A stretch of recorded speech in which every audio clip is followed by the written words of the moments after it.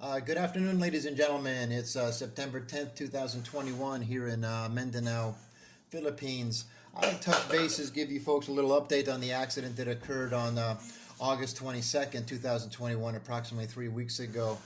Um, yes, we did set up a GoFundMe fund. We did actually raise it from $2,500 to $4,000. The reason being is when we first started, we were told just the operation was 30,000 pesos. Later that day, we were told the operation is actually over almost 125,000 pesos. It was 66,000 for the operation, no, 66,000 for the materials and 50,000 for the operation. So that is why we actually raised the fund. Now here we are. The actual bill given to us today, roughly 3 weeks later, is 337,701 pesos. Up until this point, we've paid 55,000, none of which came out of any donations, any funds from anybody. But the first one we paid was on the 23rd. I'll try to show. This was for 5,000 pesos. This was the day after the accident. The second amount we gave was 30,000 pesos. This was 2 days after that. And I have it off to the side, but I don't have it in paper, but I have a message that we gave them 20,000 pesos on this day.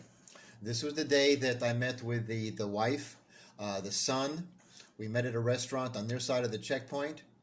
Kind of the ironic part about all this meeting was they wanted us to meet on their side of the checkpoint because he, the driver, does not have a license, is not registered or insured.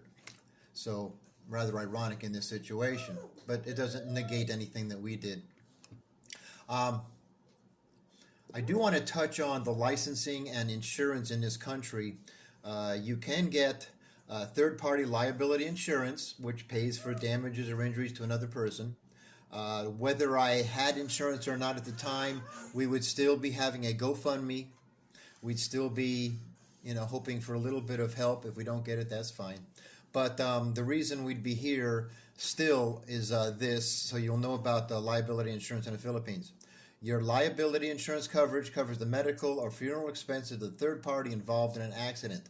Liability assures that the victim and his or her immediate family will receive financial assistance of up to 100,000 pesos, or up to $2,000 is the most that liability will pay for an accident.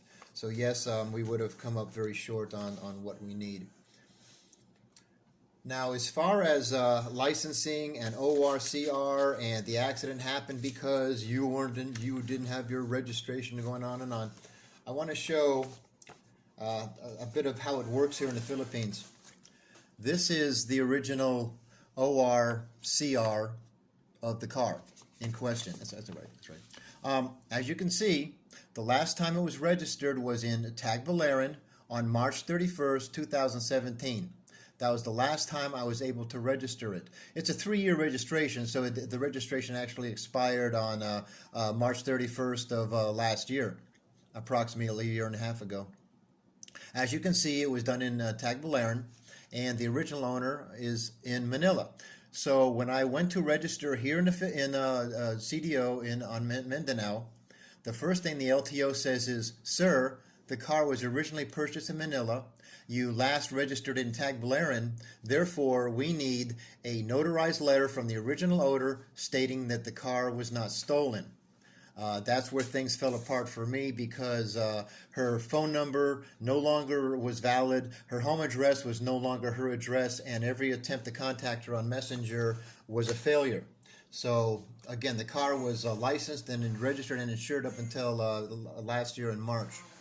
I guess some people would have said, well, we'll just park the car and not use it, but I did choose to use it, and like I've said before, I don't think I put more than 400 miles on it in the last 2 years, and no more than 1,000 pesos in gas.